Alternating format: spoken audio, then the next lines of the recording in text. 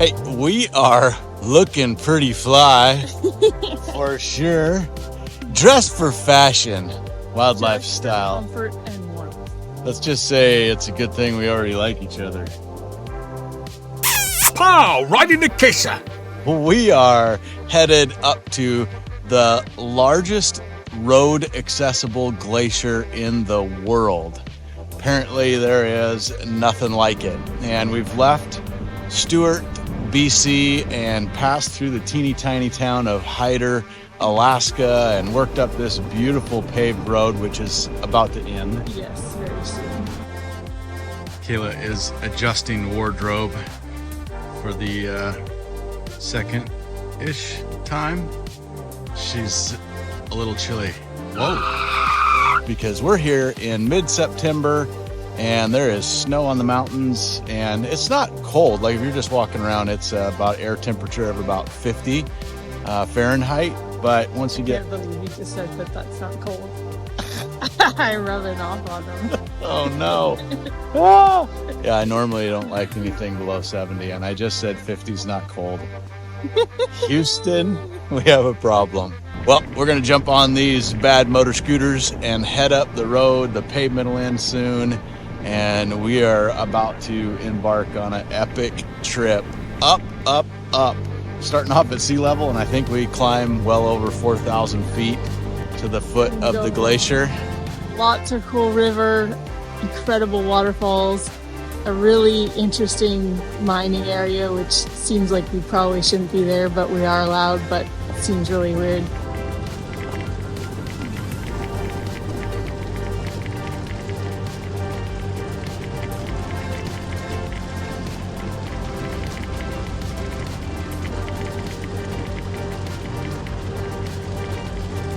And then lots of cool, epic views and vistas of mountains from there.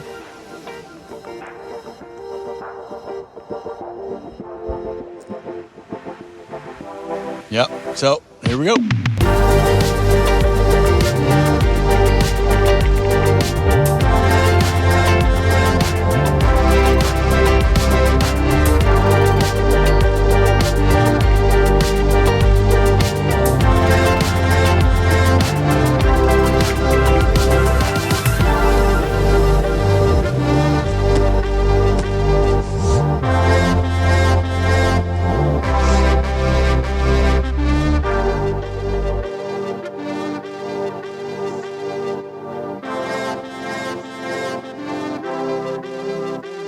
Kayla is having fun. Kind of. I'm sure I will more in a bit. I've never gone on anything this fast on this kind of road before, so it's a learning experience just to get the feel of the bike and yeah, just to feel that I'm doing it right and not gonna crash. So.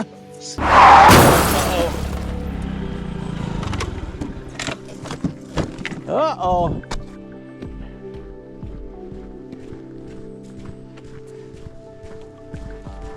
Ouch. Okay. Yeah.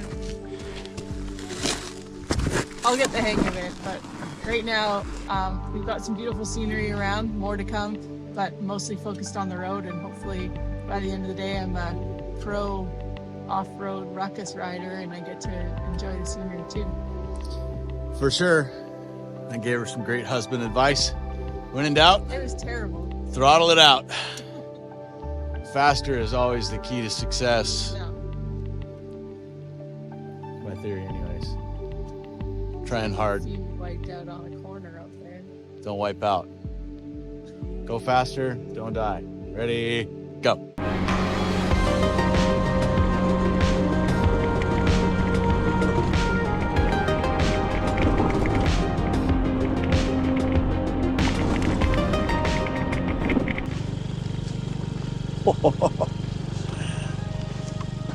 Wow.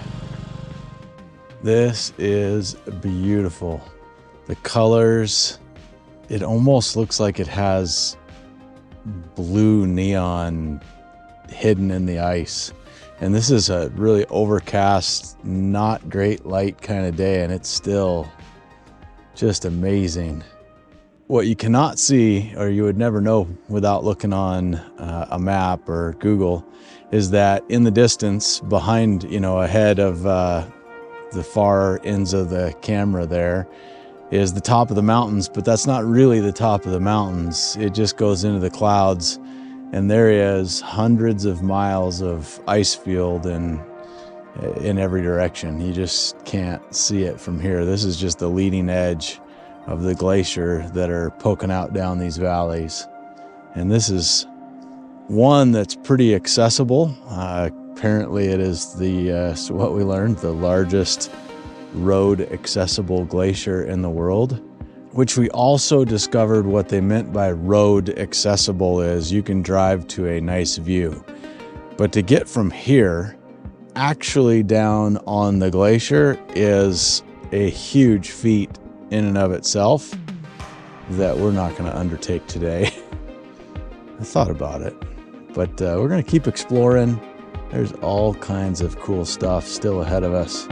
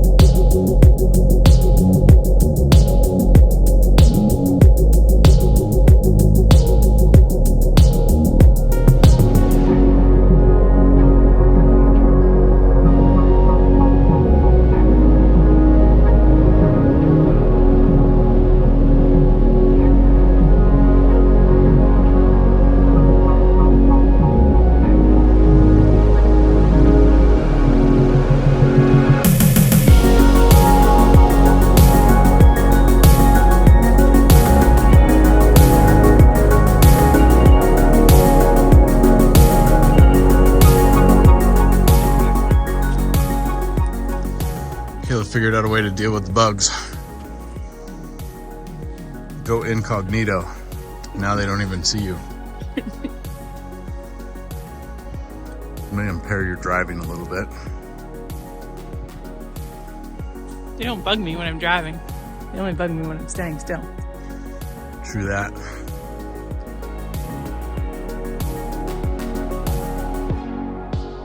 Off we go.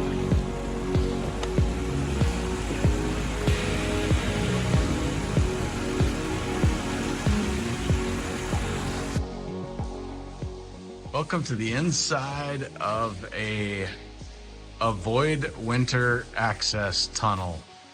This tunnel is 1 mile long. From this end to that little speck of light all the way down at the other end is a mile. And it was dug through the side of this mountain to avoid So much snow that fell. And so when they had the mine back here in the early 70s, to access the mine year round became unpassable on certain sections of the road. And so they dug through the tunnel where they didn't have to plow any of the snow. And I'm thinking, that's a 1 mile ruckus adventure if I ever saw it.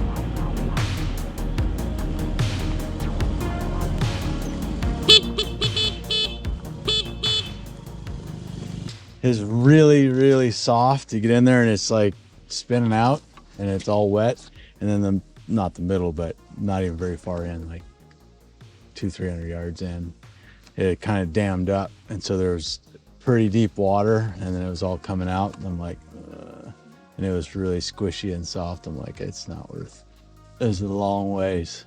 Makes you wonder what somebody was thinking. The guy doing the snowplow coming to work every day went, you know, we dig holes in the ground for a living. You know, it'd be a lot easier is if we just went straight through the mountain and didn't have to plow snow.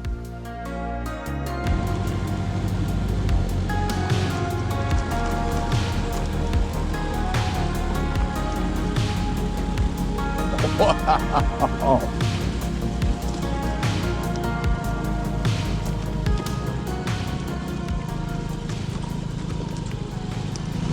These roads just keep going forever and ever.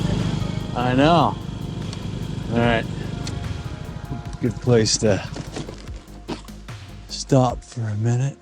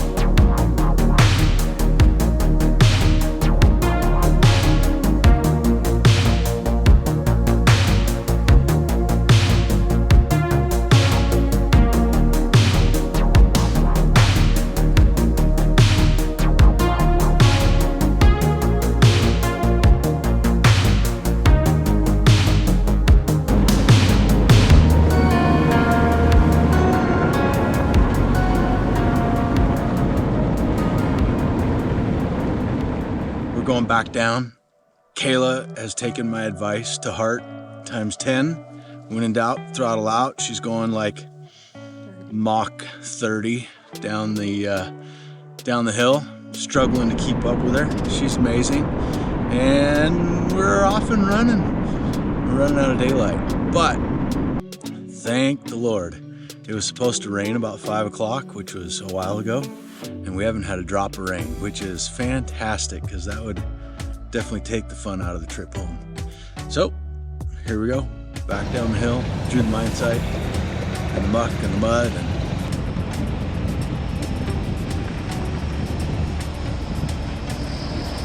it's just pulling me down to the other side, but it's just because of these trucks are coming back and forth all night. Are you guys camping up there then? No, we're just going back into town. Okay, well, let's put you guys to the other side. Perfect.